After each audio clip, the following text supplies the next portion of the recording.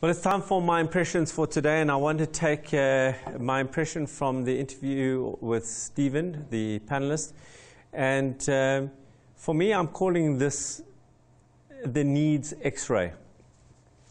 So I think very often when small businesses are battling, they have a little bit of myopia, means short-sightedness, in terms of trying to make this particular business work right here, and they miss out on the opportunity that sits all around them in terms of other market opportunities for the same product or service or something similar with the competencies that they have.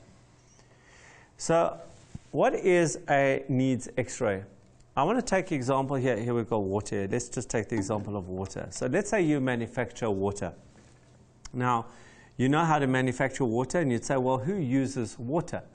And you would say, okay, there are different people who use water. Some people use it to water their garden.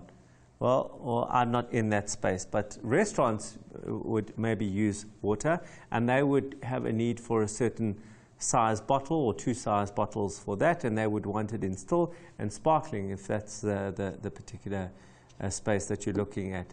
But then corporates might be a different market, and they might consume the thing differently, and they might use water differently.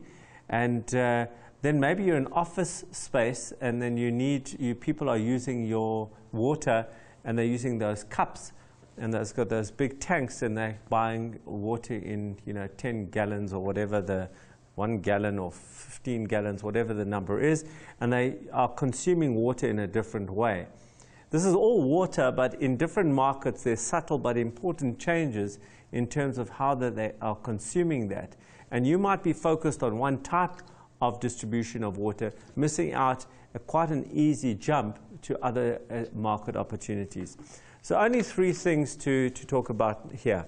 Number one is look at how does the market actually consume the product or service differently in the different markets. So using my water example, they consume it with a cup here, they consume it in big bottles there, they consume it in varieties there. So how are they actually consuming it differently?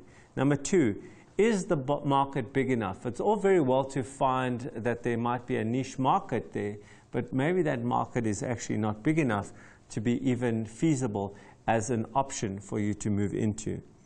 And the third thing which you will hear often is, do I have the resources to capitalize on this market? So it might be very well that I want to go from this market to that market, but the kind of capital equipment that I need in order to move from this market to that market is beyond my means right now. So those are the three things that you need to consider when doing your market X-ray.